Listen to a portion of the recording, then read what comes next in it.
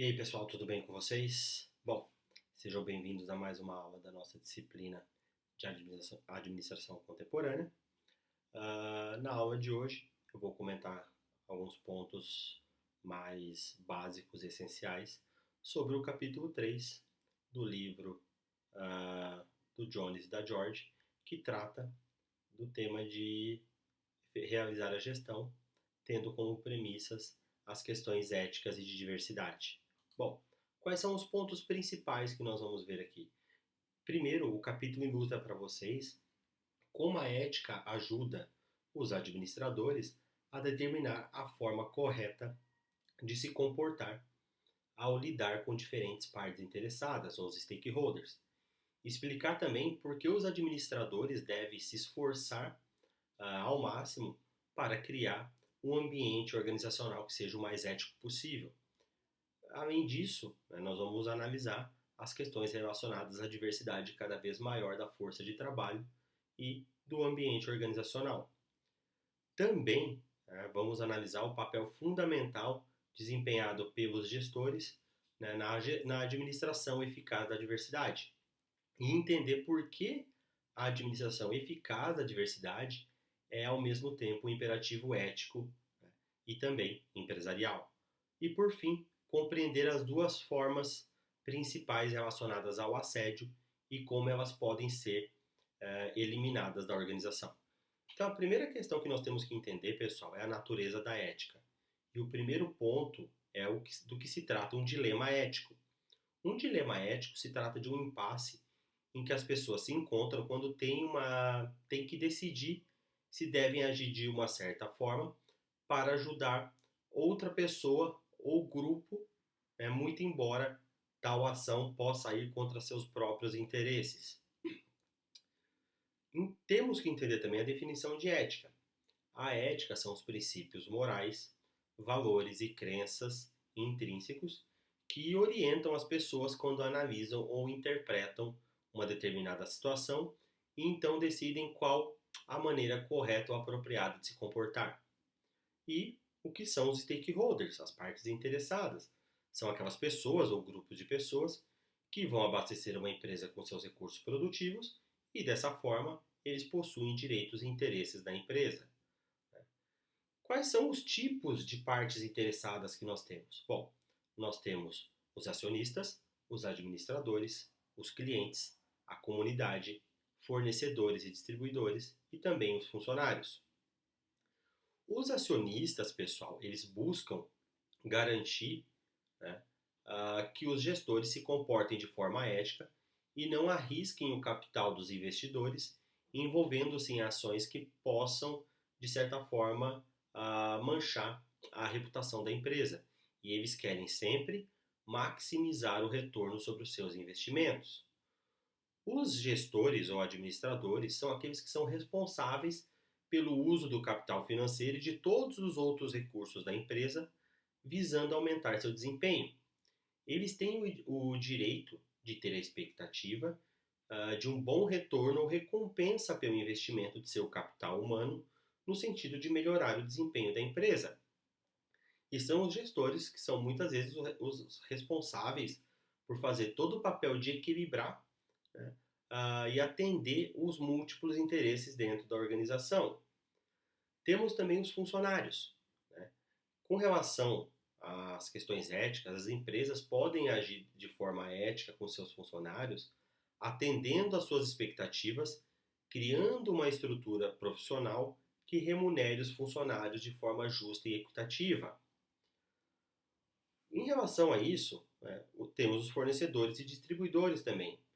Os fornecedores esperam ser pagos de forma justa e pontual pelos seus insumos, enquanto os distribuidores esperam receber produtos de qualidade nos preços já pré-estabelecidos, nos preços acordados. Temos os clientes, pessoal, que se trata da parte interessada mais importante, levando em consideração o desempenho da organização. As empresas elas devem trabalhar para aumentar a eficiência e eficácia de modo a criar fidelização de clientes e também atrair novos clientes. Mas nós não podemos nos esquecer, pessoal, que a empresa tem uma responsabilidade com a sua comunidade, com a sociedade no qual ela está inserida. Então, essa comunidade, né, a gente pode definir como sendo aquelas localidades físicas, como cidades, vilas ou ambientes sociais como bairros, em que as empresas estão localizadas e que haja uma etnia predominante. É essa comunidade que fornece às empresas a infraestrutura física e social que lhes permite operar. Então, pessoal, nós temos que entender aqui também como quais são as regras de uma tomada de decisão ética. Nós temos 4 tipos básicos de regras. Nós temos a regra utilitária, nós temos a regra da justiça, a regra prática e a regra dos direitos morais. Uma regra utilitária, ela é uma decisão ética onde deve produzir o maior benefício para o maior número de pessoas. A regra da justiça é uma decisão ética, né, que deve distribuir benefícios e prejuízos entre as pessoas de maneira justa, equitativa e imparcial. Temos a regra prática, onde uma decisão ética deve ser estabelecida de tal forma que não provoque nenhuma hesitação no gestor em comunicá-la às pessoas não pertencentes à empresa, pois qualquer um acharia essa decisão aceitável. E a regra dos direitos morais. Uma decisão ética deve manter e proteger os direitos e privilégios fundamentais das pessoas. Com isso, pessoal, nós temos aí alguns parâmetros para estabelecer um modelo de decisão prática e alguns questionamentos que nós devemos nos fazer. O modelo de decisão prática, ele pressupõe que nós devemos nos fazer 3 perguntas. A primeira delas, minha decisão se encaixa nos padrões éticos que normalmente se aplicam às atividades empresariais hoje em dia? A segunda questão, estou realmente disposto a ver a decisão comunicada a todas as pessoas e grupos afetados por ela? E um terceiro ponto, as pessoas com as quais mantenho um relacionamento pessoal significativo aprovariam essa decisão? Então, esses são os principais pontos que nós devemos nos perguntar quando vamos tomar uma decisão dentro da organização, tendo em vista os preceitos relacionados à ética. Mas por que os administradores devem se comportar de forma ética? Bom, a busca implacável, né, do interesse próprio pode levar a um desastre coletivo quando uma ou mais pessoas começam a se beneficiar de uma conduta antiética, pois isso encoraja outras pessoas a agirem da mesma forma. Condutas antiéticas, elas acabam levando à redução da eficiência, à redução do desempenho das empresas e, consequentemente, à redução do padrão de vida e bem-estar de toda a comunidade que é afetada por ela. Então, nós temos que levar isso em consideração. Temos que entender também aqui, pessoal, do que se trata a confiança e a reputação. Confiança se trata da disposição de uma pessoa ou grupo em ter fé ou confiança na boa vontade de outra pessoa, mesmo que isso as coloque em risco. Já a reputação, né, se trata da estima ou grande apreço que os indivíduos ou as organizações ganham quando se comportam de maneira ética. Então, nós temos aí que analisar quais são as fontes do código de ética de uma organização. Nós temos basicamente 3 fatores que nos constituem a origem do código de ética de uma organização. A ética social, ou seja, os valores e padrões incorporados nas leis, costumes, práticas, normas e valores de uma sociedade, isso é a ética social. Temos a ética individual, né, valores e padrões pessoais, que são resultados da influência da família, dos companheiros, da educação recebida e do envolvimento em outras instituições sociais. E temos a ética profissional, né, que são os valores e padrões que os grupos de gestores e os trabalhadores usam para decidir como agir apropriadamente. Então, pessoal, como nós podemos pensar em ambientes organizacionais que sejam efetivamente éticos? Bom, Os administradores podem garantir que normas e valores éticos importantes sejam características fundamentais dentro de uma organização. Os gestores se tornam modelos de ética cujo comportamento é rigorosamente avaliado pelos subordinados. Também temos que analisar, pessoal, que nós temos o que se chama de um condutor da ética dentro da organização, que é aquele profissional que monitora as práticas e os procedimentos de uma organização, garantindo que estejam dentro da ética. Bom, pessoal, depois de falar sobre todas essas questões relacionadas à ética, nós temos que pensar e entender sobre a diversidade crescente da força de trabalho e o ambiente. O que é diversidade? Bom, diversidade se trata das diferenças entre as pessoas em relação a vários fatores, como idade, gênero, raça, etnia, religião, orientação sexual, condições socioeconômicas e as suas capacidades e incapacidades. Então, outras características de diversidade também têm que ser levadas em consideração. O imperativo ético, né, deve ser que para todas essas características diversas se consiga proporcionar as mesmas oportunidades.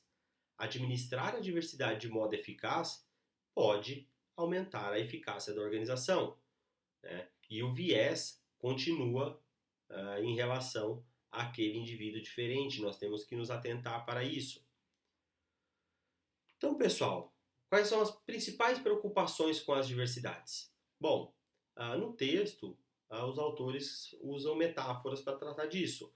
Uma delas é a metáfora do teto de vidro, que é utilizada para designar as barreiras invisíveis que impedem que as minorias e também as mulheres sejam promovidas para cargos de alto escalão.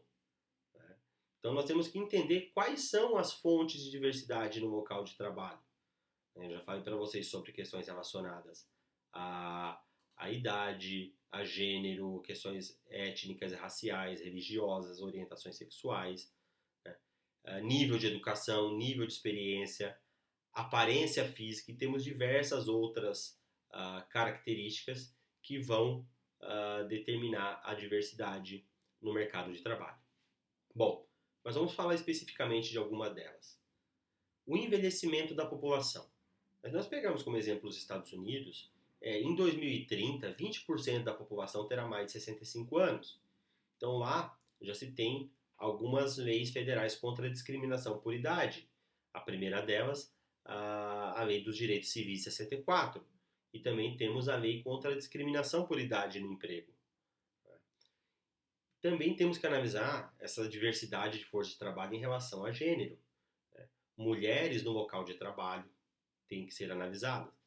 Força de trabalho nos Estados Unidos já chega a 46,5% sendo sexo feminino. No entanto, o ganho médio semanal das mulheres está na faixa dos $572 em comparação com $714 dos homens. E também mulheres ocupam apenas 16% de cargos de diretores corporativos nos Estados Unidos. E no Brasil, a diferença não é tão significativa. Temos basicamente o mesmo cenário, se não um pouco pior do que no cenário americano. Também temos que entender, pessoal, as questões relacionadas a crenças religiosas. Então, a programação de reuniões importantes, proporcionar um tempo flexível, né, para o que seriam dias sagrados para determinadas religiões, postergar dias sagrados e feriados para diferentes religiões no calendário da empresa, são formas de minimizar essa questão de problemas com diversidade religiosa. Em relação às capacidades e incapacidades, quais são os principais problemas dessas incapacidades? As empresas não conseguem fornecer acomodações razoáveis para as pessoas com deficiência. Então, o que nós temos que buscar dentro de um ambiente de trabalho é promover um local que não seja discriminatório. E ainda se tem muita discriminação com relação a deficiências ou outras doenças, né, outras condições adquiridas, como a AIDS, por exemplo. Nós ainda temos muitos problemas dentro da organização. As condições socioeconômicas também afetam muito. Então, nós temos que buscar a ampliação da diversidade nos níveis de rendas. Temos que analisar problemas relacionados a mães solteiras e os trabalhadores pobres. Né? E formas de lidar com essas questões que vão eventualmente surgir dentro da empresa. A orientação sexual, né, ainda tem uma questão relacionada à discriminação no local de trabalho. Né? Então, nós temos que estabelecer formas de minimizar esses problemas de discriminação. Então, quais são os papéis gerenciais fundamentais nesse sentido? Bom, administradores, gestores, têm maior influência do que os funcionários menos graduados. Quando os gestores se comprometem com a diversidade, ele vai legitimar as iniciativas da diversidade de outras pessoas. Então, pessoal, nós temos que buscar sempre ter o tratamento mais ético possível, analisando essas questões discriminatórias relacionadas à diversidade dentro das organizações. E temos que entender também como ocorrem as formas de assédio sexual dentro das empresas. Né? Temos um tipo que é colocado no texto, que é o qui pro quo, que seria uma forma de compensação. Né? Por exemplo, solicitar ou forçar um funcionário a realizar favores sexuais em troca de alguma compensação para evitar represálias com consequências negativas. E isso a gente vê que acontece em muito ambiente de trabalho. Os ambientes de trabalho se tornam hostis, né? Contar piadas, exibição de material pornográfico em grupos de WhatsApp, fazer comentários com conotação sexual sobre a aparência de alguém e quaisquer outras ações com conotação sexual que tornam o ambiente de trabalho desagradável. Isso deve ser evitado. Tá? Trabalho, é função do gestor buscar com que isso seja minimizado dentro das empresas. Então, quais são algumas medidas que nós podemos pensar para erradicar esses tipos de assédio dentro das organizações? Bom, primeiro, desenvolver e comunicar claramente uma política contra o assédio que seja endossada pela alta administração. E usar uma reclamação justa para investigar acusações de assédio sexual. Outros pontos, assim que tiver sido determinado que o assédio definitivamente ocorreu, tomar as medidas corretivas o mais breve possível, ou seja, não passar pano para ninguém. E também buscar fornecer instrução e treinamento sobre o assédio sexual a todos os membros da organização, inclusive os gestores. Bom, pessoal, eram esses os principais pontos que eu gostaria de comentar com vocês sobre o texto, tá? Que eu já vou disponibilizar para vocês no Moodle. E na aula de logo mais à noite, nós vamos discutir ponto a ponto essas questões relacionadas a questões éticas, a questões de diversidade, a questões de assédio dentro das organizações. Então, aguardo vocês logo mais à noite para nós podermos discutir. Muito obrigado e até a próxima.